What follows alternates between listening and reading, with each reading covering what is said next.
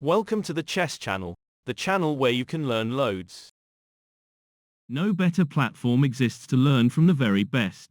Our very best are not humans but engines instead. For this very reason, we are going to look at the recent Top Chess Engine Championship Superfinal of Season 23 and the two engines that made it to this stage. Neither Stockfish nor Leela need any introduction unless you have traveled from another planet. This superfinal match of 100 games was said to be the strongest of them all. Just to provide you with some very basic stats, what we saw in these 100 games was Stockfish winning 26 of them, Leela managed 10 wins, and the remaining 64 games ended in a draw. If you want to draw some meaningful statistics from the superfinal, this is what we can offer. There were 12 games over that 100 move mark. 9 of them ended in draws, and the other 3 games were won by Stockfish 16. The longest games had been 256 moves and 229 moves, and both of these games also ended in draws. What ended in draws were additionally all the games that involved 35 to 54 moves. If you wish to investigate further, there had been 29 games between 35 and 54 moves long. Just like the longest games resulting in draws, the same pattern appeared with games that were short. The shortest game was that of round 18 that lasted only 35 moves, then we had 2 games of 36 moves long, a single game of 38 moves long, and then we saw just 3 games that resulted in 40 moves. If we are not wrong, check out the games of rounds 25, 31 and 40. Where does all this lead and what can we make out of what we said? Stockfish has to be the ultimate engine.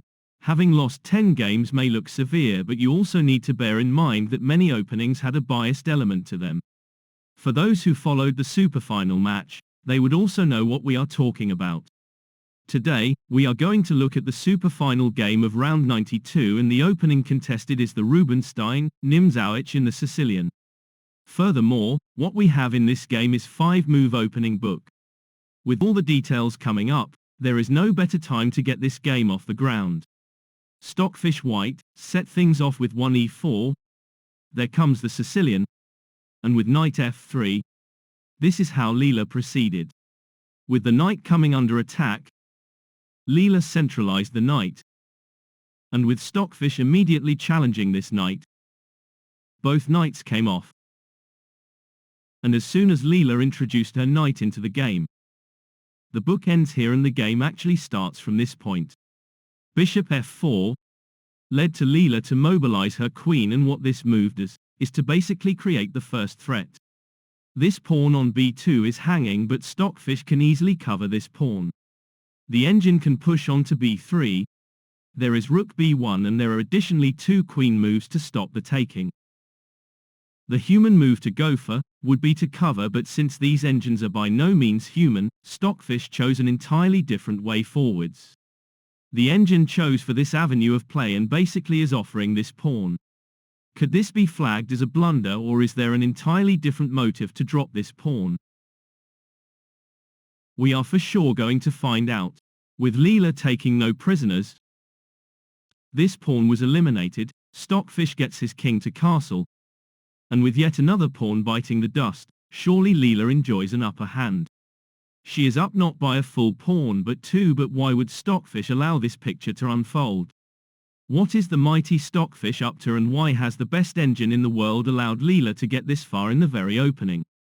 And this is where we are going to learn a thing of two.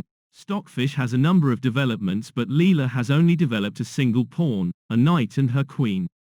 With Stockfish opting for this rook move, Leela opens up in the center, and now via this bishop repositioning, is there any way Stockfish trapped the queen? It would be highly unlikely, if not impossible, to achieve this in the opening of any game. Leela made this move to e6 to allow her kingside bishop to come out, and her next move is to get her king to safety. Stockfish rolled ahead with this pawn. Leela sees nothing going on with this move and decided in the end to bring up this move. It looks passive, but for now it stops any access into g5. As soon as Stockfish got the rook to hunt after the queen in this way, Leela backs her off to this square. And now via this knight repositioning, this is how Leela responds. What this advancement does is to get the bishop to chase after the rook. With Stockfish pursuing the queen in this way, Leela is forced to retreat her queen. Without needing to explain, why isn't this queen move to b2 not an option? Is because of what is to follow. If you remove this pawn from c4 in this way, this queen on b2 is now toast, and this how easily you will lose her. For this very reason, when the queen got attacked by this pawn, Leela had to back her up, but where? She placed the queen here. And with the queen now departing from this file, Stockfish gets straight into work. And this is where the tactics kick in. Can you see the tactic, and if so, where is it? As things stand, if you chase after the queen using the rook, at first sight, this queen looks trapped. If she didn't have this escape outpost on a3, she would have been lost. If we place her here, once the knight gets rid of this pawn, the queen will now be forced to this outpost. She is very sneakily attacking the knight on c4. Should you cover in this way? What if you were to chase after this bishop on f4? Can you spot the way forward? It's here. Just take the pawn, and with the bishop dropping, this is what you are looking to achieve.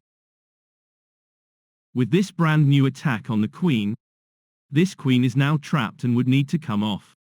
On her way out, you would at least have a choice between the rook and the knight. If you choose to remove the rook, when the queen is eliminated, or let's do one better. Before you get rid of the queen, why not slip in this check? And when the king makes his way into f8, now you are at liberty to remove the queen. The best way to do this would be using the bishop. If this were the case, this game would be over in just a few moves. If we return to the actual game, Leela is more than capable of working out these little traps, and for this very reason, when she got the queen out and about, she wanted to make sure wherever the queen goes, her safety is imperative. When rook b1 appeared, Leela opens up an escape pod on the first file. What this move did was to secure the queen from staying in the game, and most importantly, the rook's access into b5 is blocked. Bishop c2 led to this blast, and things were about to break wide open. Stockfish has an open invite to attack the queen using the knight, but the engine bypasses this attack to this very strange response. What h4 does is to stop or minimize the access into g5. Leela could still use it to attack the bishop, but in the end calculates best to push on with this pawn. It looks like a very weak if not passive move, but Leela is challenging Stockfish to show her own inaccuracies. Remember that potential attack on the queen using the knight? This was the moment when Stockfish used this opportunity. Queen d5 challenging the queens to come off, led to Stockfish to reject this invite. In the meantime, by rejecting to swap the queens, Stockfish is allowing Leela to gain some central control. This pawn on e5 is not threatened, but is there any reason why Leela can't take him? We are going to find out. When Leela grabbed hold of this pawn, Stockfish immediately summoned the rook in, to hunt after the queen. If you move away the queen from the rank, this knight will fall. But in the end, Leela had worked a nice way out of any trouble. With the queen not able to go anywhere without losing the knight, the engine jumped the knight into this square. Okay, this move creates a pin, but for the time being, Leela seems to have everything covered. Stockfish without delay went into the offensive. This knight was removed. Leela then goes on to capture this bishop. And with Stockfish taking in this way, the queen is now able to flee. Leela got here to move to this outpost. What follows next has to be a totally engine move. If you have 16 cores and plenty of memory, you may want to set up this position for yourself. To cut a long story short, this outpost on d6 is now key. Stockfish has 1, 2, 3, 4 pieces in control of this outpost, and Leela has the bishop and queen as defenders. Stockfish did take control of d6, but how did the engine did this, and with what piece?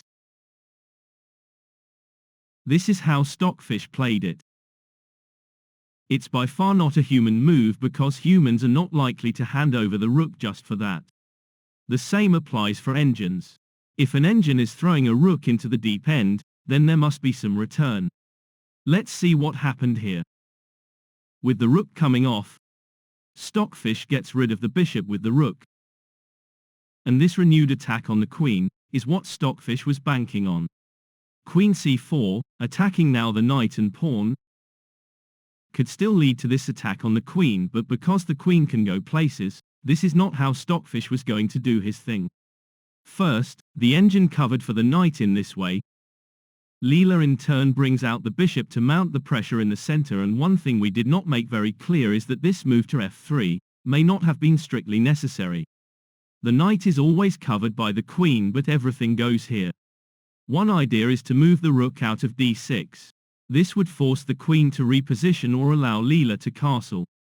If neither of these two moves are made, the fork on d6 will be self-explanatory. With the bishop now occupying the diagonal, Leela was just about to mess things up. Stockfish backed off the rook to chase after the queen. Leela repositions her here, and this is how a typical engine blunder occurs. No one can explain these blunders, but we do get to see them in nearly every single game. This queen move to a2 is a recipe for disaster, and Stockfish does not need an invite to capitalize. When this fork appeared, we pretty much know the score. As soon as the king made his way out of e8, not only the bishop comes off, but this king has automatically lost his castling rights. d5 to stop further disaster led to the knight to jump into this square, and with the bishop on f4 always having his back, this knight on d6 cannot be touched. Queen c2 led to the rook to reposition here. And what is to follow next is again something reserved for engine games only. Leela is fully aware of the position of her queen on the second and that she is totally out of touch. All she does here is to keep the queen on e1 hostage. If the queen disprotects this pawn on c3, not only he is going to fall, but the rook would be up next. What if you were to place the queen here on a more interesting spot? Before we go here, what if you do go on and get rid of this pawn from a4? This would be the biggest mistake ever. Depending on your level of play, this takes on a4 would be the icing on the cake. Can you work out why this is the case? It might be a tough cookie to crack, but once you fish out the first move, the rest would fit like a glove. It's here with this knight offering himself by taking on f7. Get rid of the knight, and the floodgates would now open. In with a check, and should you back off the king to g8, what you are looking at is an automatic mate in 3. Take this pawn with an incoming check, and after the king moves here, can you spot the remaining two moves? The first is to use the pin to check the king in this way, and when the king returns to where he was earlier, this is what you need and the game ends here. If we come back to this position, removing the knight would be a big no-no. If you alternatively get the queen to back off, this too would not help. As soon as the rook comes off, King g8 appears to drop the knight, but there is more than meets the eye to this position. Discover this queen response, and should the knight drop, after the rook finds the 7th, this game would be over. Rook g8 is going to lead to this bishop repositioning, and even if you try this queen retreat, rook a7 will get you there, and that would be the end of this. Returning to the actual game, we have shown a deep tactical Stockfish insight. Leela was somehow able to work out the what-ifs of this line of play, and for this reason, the engine walks with the king. With Stockfish now removing this pawn, Leela takes, and with Stockfish using the to capture, Leela has rook a2, but because this mate threat is not going to work in a million of years, the engine tries this avenue of play. As soon as Stockfish lifted the rook to the 7th, alarm bells were ringing already. The only way to stop the access to f7 was to get the rook to cover, but is this what Leela does? Yes, this was the only way out for Leela, and this is what she plays. It's once again a cat and mouse game with Stockfish squeezing Leela to her limits. You will never guess what Stockfish does here. Given Leela has only a very few moves left, Stockfish simply walks the king to the rim. King h7 eventually led to this push. and as soon as this pawn was removed, it appears even though Stockfish can easily take, the engine both calculates and executes yet another quite interesting line. It was this rook retreat to the fifth. This very specific rook move is quite powerful, but can you see why? With Leela being under some enormous pressure, the engine chose to execute this response. Not only she wants to get in this push to e5 to attack the bishop, but to additionally shut out the rook's access to this rank. Having said this, who thinks Leela commits to yet another blunder? Stockfish does flag this move as a blunder, and this is the reason why. Not only this pawn perished, but with the knight in control of e8, Leela can't even go after the queen. We saw how easily engines throw away their pawns, just like we saw at the outset of this game. Stockfish was the first engine to offer material. Leela gladly took nearly everything that came her way, but what we have now is something Leela initiates. She advanced this pawn to try and entice a queen swap. Even if Stockfish accepts this swap, the engine will still hold a great advantage. However, as soon as this pawn advancement to f5 was initiated, Stockfish got hold of yet another pawn. What was the reason for this push to f5, and why did Leela go for it? She lifted the rook into f6, and is looking to gain the knight. Stockfish can either move the knight out of danger or move the rook or queen to cover him. In the end, Stockfish calculated best to cover in this way. Leela summons in her other rook to mount the pressure on this knight, but obviously one move led to another. With this pawn on f5 being attacked 3 times and with Leela only able to have 2 defenders to guard him, Stockfish was not going to take any prisoners. The engine removed the pawn using the knight, and because e7 is now wide open, why can't Leela lash onto the queen in this way? Do this and there would be a prize to pay. Back off your queen to this outpost. And now this outpost on e7 becomes somewhat critical. Queen f6 gets you done instantly. You only need this bishop attack, and the rest is self-explanatory. Queen f7 would be no better. Knight d6 and queen d7 to pin this knight will get you in with a nice and nifty checkmate. Take this pawn with a check, and should the king move back, this follow-up check is all you would ever need. King f8, for example, ends the game in this way. Alternatively, if you try this rook response, once the rook is removed, after the queen throws herself into the deep end, if you do take her, king f8 will get you home with a mate in more than one way. 1 is to do it via this rook check, 2 you have this rook check which is also a mate, and 3, there is this queen check ending the game automatically. Returning to the actual game, would you think Leela fell for this? She didn't. She came up with this rook move. Stockfish in turn repositions the bishop to the third, and once the engine secured the safety of his own king, this is how Leela responds. This was a huge attack invite. In the likely attack on the queen via this rook move, the job is still done, but we saw yet another way forwards by Stockfish. Using the stronghold on d6, Stockfish jumped the knight into this outpost. Not only the queen is under attack, but this pawn on h5. If you return the queen to g6, after the knight finds his way here, this game would be over. Rook f7 does not work because of this quite unpleasant fork, and there would go the rook for basically nothing. If rook c6, this move is still short. Once you deliver this knight check, king g8 is instantly punishable. In with a check, and what you are looking at is a mate in 3. Rook c8, and queen takes, and after the other rook comes in, remove him, and now would be the queen's turn to drop. Throw her in 2, and right after she is gone, there you are. If after rook c8, this rook is removed using the rook, we would still have the same outcome. Rook d8, take him with another check, and once the queen is forced back, take your pick. Queen d5 is a mate in 1, but a faster way to do it would be to eliminate the queen. Now that we have seen how things work, or better do not work, when the knight fired after the queen, Leela had no choice but to use one of these 2 rooks to remove him. She used this rook. Stockfish immediately settles the score by taking this rook, and with this bishop now dropping, Stockfish was looking at several ways of checkmating Leela. The engine started the party with this takes forcing a check, and when the queens departed, Leela attacks the rook. In with a check, led to this king move.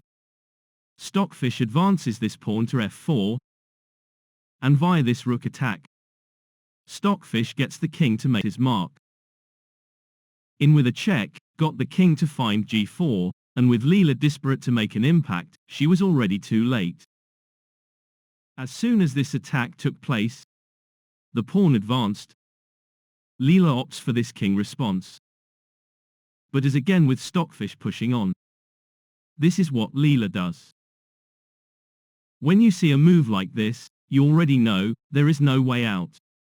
Rook g6 led to yet another hopeless Leela response.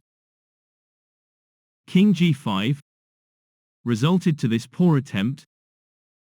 Stockfish here pushes on, and with Leela trying to find a way out, this is what she does.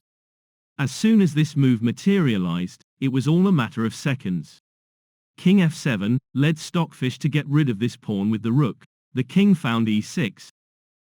But as soon this pawn found the 7th, what we experienced next is again a very poor Leela performance. The engine had this rook response and yet it does not play it. This is what the engine did instead. This check resulted to a counter check. And as soon as the king found this square, Stockfish introduces a brand new queen. Rook b5, and Stockfish had already calculated the finishing touch.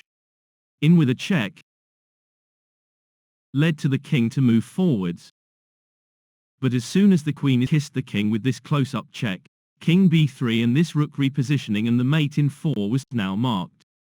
Rook b8, got Stockfish in with yet another check, and as soon as the king was pushed to the very rim, this incoming check spoke volumes. King b5, got Stockfish in with this check, and right after the king was pushed to the rim again, this is how Stockfish sorts his closest rival out with yet another spectacular checkmate. This was one demonstration of how easily Stockfish makes this game look. It not only dominated every single league, but when it came to the superfinal, Stockfish had not disappointed.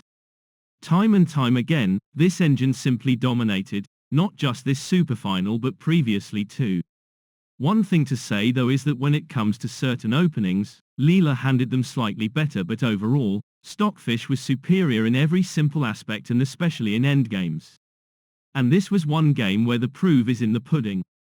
In this game of round 92, Stockfish allowed Leela to gain a few pawns, then it handed over the sacrifice, and then went on to make an easy meal of out Leela. Okay, before we go today, a big thank you for everyone watching and hope to see you shortly. God bless.